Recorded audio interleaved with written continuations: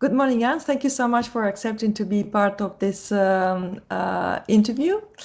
We are, as you know, we are launching an exciting YouTube video series that aims to explore and to share the experiences and perspectives of employers and autistic people in relation to the training and employment opportunities for those on autistic spectrum.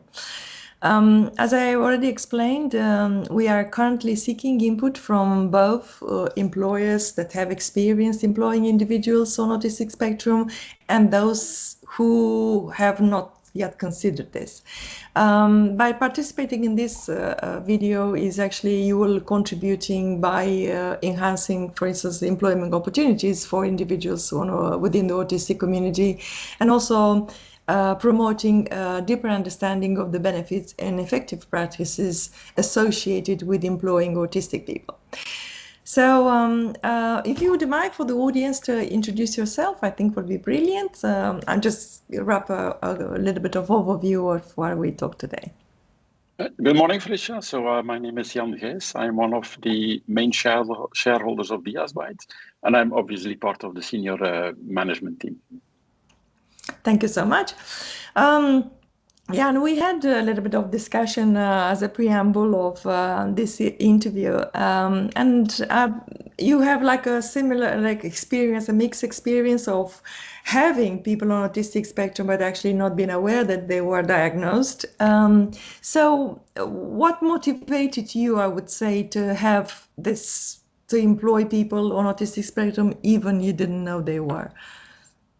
Well, that's basically the point, because we never really looked at if they are autistic or not. Everybody was welcome in the company, like autistic people, refugees. We had all kinds of ethnic backgrounds.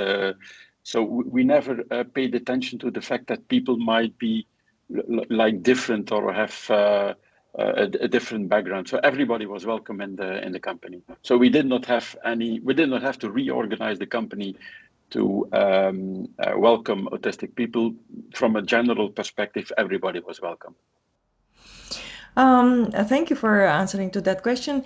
But if you were have to, for instance, to do that, how would you adapt the recruitment process to be more inclusive? Would you do anything different, for instance?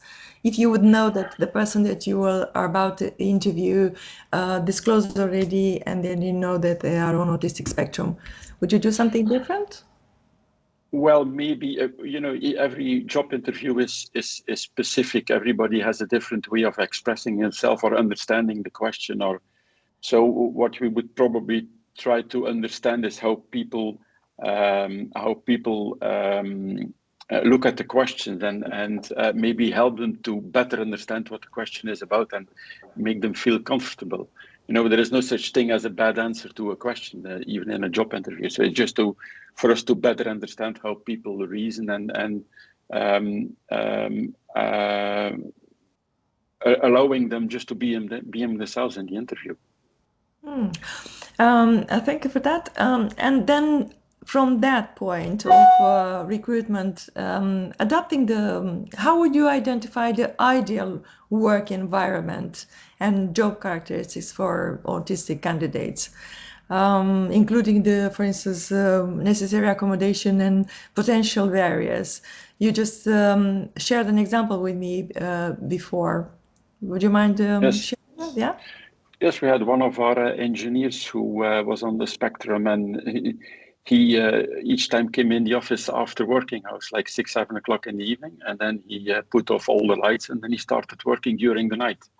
And I mean, that was allowed in the company. You could stay at home, you could be in the office. Everybody had the ability to organize his own working space and to plan his own working hours. So everybody was absolutely free to do whatever he wanted.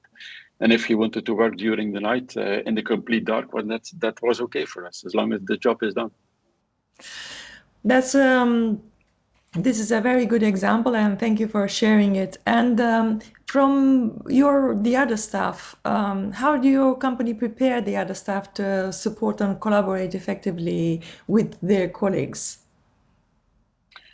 Well, a company is all about the team, and as long as the team in the team, everybody is feeling good and has the possibility to express himself and to be appreciated by the other members of the team, then it will go well in the company. It will work well. So we had this principle of equality. So whatever you say, whatever you come for, whatever your role is in the team, everybody's input is as valuable as the other ones.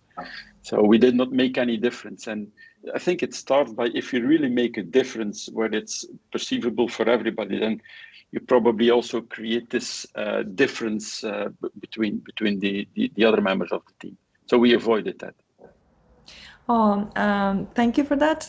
And then what will be the benefit, for instance, for the employees? This is an example. Yeah? What will be your advice for the other employees there? What was the benefits that your company had by hiring this people on this spectrum? We all have our capabilities. It's just that they are spread a bit differently, and with autistic people they are maybe spread a bit more differently, but they all have capabilities. We had one of the engineers who was doing calculations. That was the man I spoke about who worked during the night, and he was extremely good in doing the calculations, very precise. So he was of benefit to us because nobody else could fill in that role. So by accepting him, even if he was on the spectrum, it had great value for him because it was a normal job for him, and for the company because it improved the level of service we could provide to our customers. This is brilliant as well.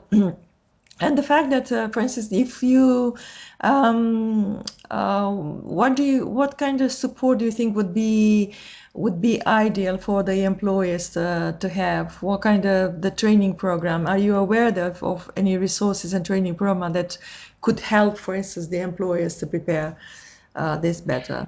Do you think if you're having these training programs? We did train. Everybody had the possibility to, as an employee, you had this annual budget to organize your own trainings.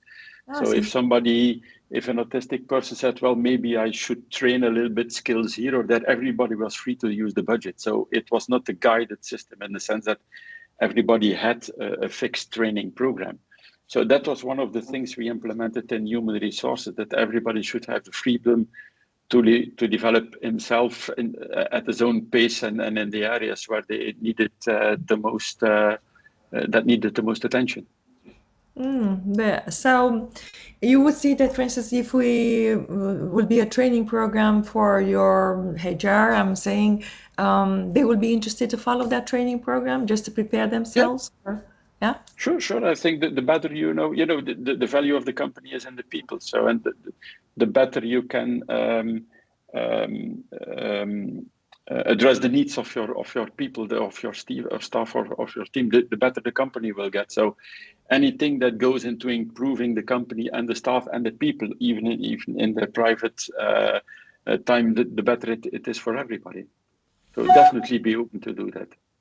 Oh, thank you so much. Obviously, you have a positive experience, and what will be your ultimate advice for the employees out there? Because this YouTube channel is going to be broadcasted in several countries.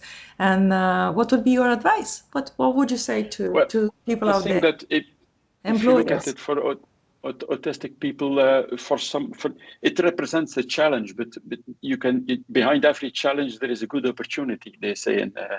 So I think if you can cope with the challenge, you can discover the opportunity and then move on. It's always a good it's a win-win situation.